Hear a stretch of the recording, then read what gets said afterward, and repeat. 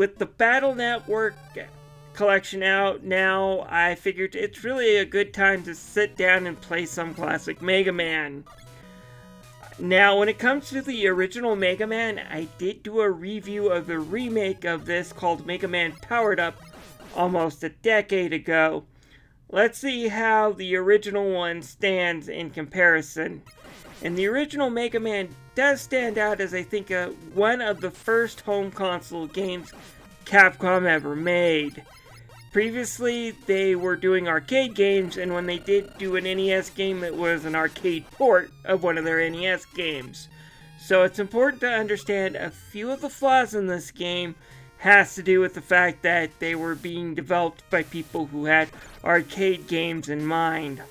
Also, yeah, the box art for the original game was terrible. However, let's try to give that artist a bit of a slack. I heard he only had a small handful of hours to make that and had very little information on what the actual game pertained to. Still, it's one of those things that I have to ask, why didn't they just clean up the Japanese art style a bit? The game art on a lot of Japanese game boxes is a bit messy compared to what American standards are, but you can't tell me you couldn't have edited that just a little bit to make it look better than this. The story for the original Mega Man is pretty simple, like most NES games.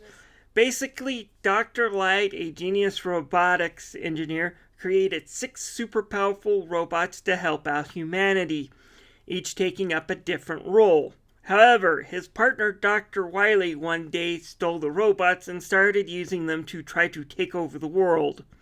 Light was left with only 2 robots. One was his housekeeping robot Roll and his assistant robot Rock. On Rock's request, Light turned Rock into a super fighting robot, Mega Man. Now Mega Man must hunt down the other robots and stop Dr. Wily. Beyond that, there is no story or dialogue in the game to communicate the story. You pick a robot with a stage and you go out and you complete the stage and you fight the robot. And when you beat the robot at the end of the stage, you grab his weapon, which the game does not tell you about what you get. Probably because, again, these people were used to making arcade games before making this game. Having to stop and tell the player that the weapon he got would probably slow down the pace and stop someone else from coming up to the console and putting a quarter into the machine. It's the most basic of essential stories. Now, if you do want a version that has a bit more story to it, there is a PSP game called Mega Man Powered Up that does have a few cutscenes and sheds some light on what's going on with Dr. Wily, and I do recommend trying that game. The gameplay in this is incredibly simple, but at the same time brutally hard. Yes, I used the Legacy Collection's rewind features aplenty, and I will talk about that a bit later. Despite its brutal toughness, the game is short and can be beaten in probably about an hour, maybe 2 if you slip up on Elect Man stage. Still, the stage design in this is solid for an NES game, and the other Mega Man games are also solid, yes, but this is first and it gives us a really great ground to start on. Whether it's Cutman stage that gives us solid platforming, Fireman stage that gives us these fireballs to dodge, Bomb Man which gives us Dragon Ball-esque futuristic towers peeking out of the background, they're all different and they're all really good. The only stages I don't really like is Iceman and Elect Man, and I will give you 3 guesses on to why I don't like these stages, and the first 2 don't count. Gutsman does have a few areas with the motors that can be a bit annoying to get past, but they're manageable and they don't tax the patience like these freaking blocks. Still, the game introduced a novelty that is found in most Mega Man games. The accessibility to choose your way through the game. You get to choose a stage, and when you beat a boss, you get their ability, and another boss is weak against that ability. Yes, it's the Mega Man trope, straight to the point of parody nowadays, but back then it was a pretty new thing and a pretty big deal. The boss fights are pretty decent. You have to memorize patterns. My complaint is that when you win, you don't quite get the same feeling of accomplishment or fun. When you see them explode, the way it's kind of timed in this one is a bit different than the others. But then part of that may be me trying to fool around with the bug. Well, the collections don't always let you use the bug. The point is you get to press the pause button, and when the game is frozen, the invincibility timer for the boss's invincibility after getting hit with the weapon runs out, and you get to hit them twice. So it's a great way of running down the life bar and making the game a bit easier. However, again, since there isn't like a reward theme music or anything like that, they drop something that you have to collect.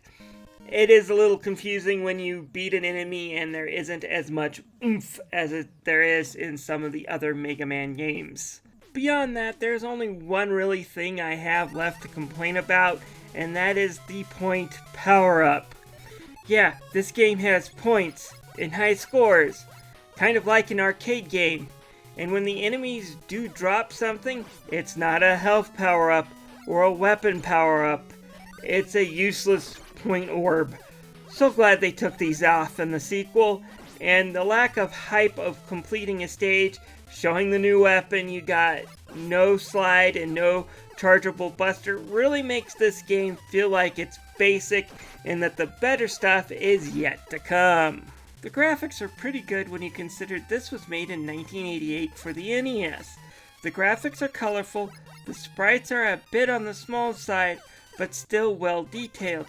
There are a few problems with the graphics, at least that show up in the Legacy collections as things as slowdown or glitches, which were common for the NES games of its day, but it still looks pretty good for an NES game that came out when I was only around 5 or 6, which was the late 80s.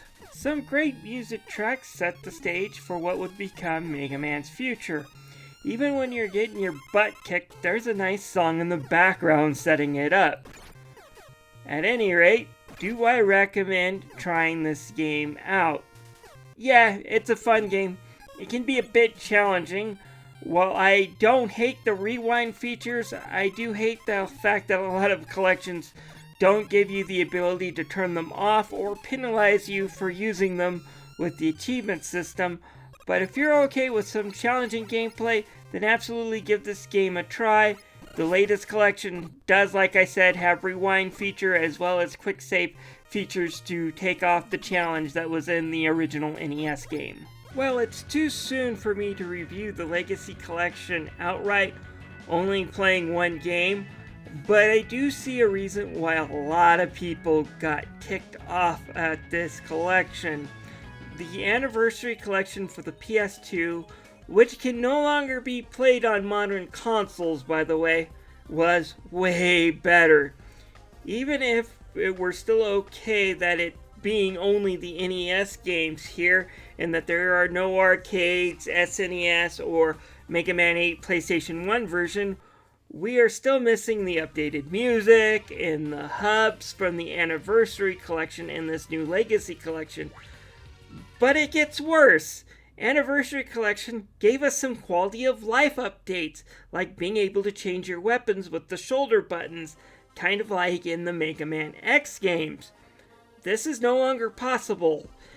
It feels like they built this collection only for hardcore, purist, traditional NES Mega Man players, and then they threw in the one thing that pisses these people off, the rewind feature. Me, personally, I see both sides. I'm busy. I can understand some of these NES games can be a bit frustrating to complete, so I can understand that people want to use that rewind feature. But it's often used to cheat your way through by erasing all your mistakes. My thoughts on this are like this. If you use them, then the achievements should be turned off, and only certain games that are so broken that the difficulty level needs to have those rewinds in order to play through. The original Mega Man barely qualifies in stages like Iceman and Electman. Games like Ghouls and Ghosts, my thoughts are definitely use the rewind feature. I think it might be the only way to beat that game and still have your sanity. But if you're struggling with the likes of Mega Man 6, all I can say is old school games may not be for you. Well, that was a fun romp through a classic game. Although a game that wasn't from my childhood, though.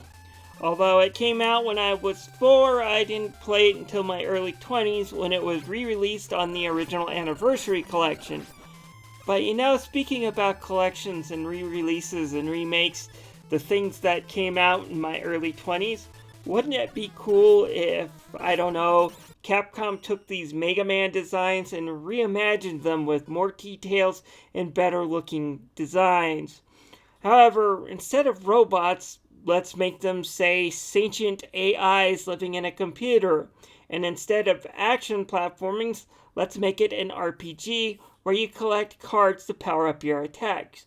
Oh, and we can have the story be in the same vein as Mega Man Legends, except more of a contemporary world instead of a post-apocalyptic future. But the story is going to be lighthearted and comic, with a few dark and messed up twists that will happen around the end.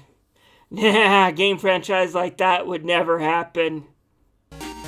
Ooh, a new email. What does it mean by the net battle is about to begin?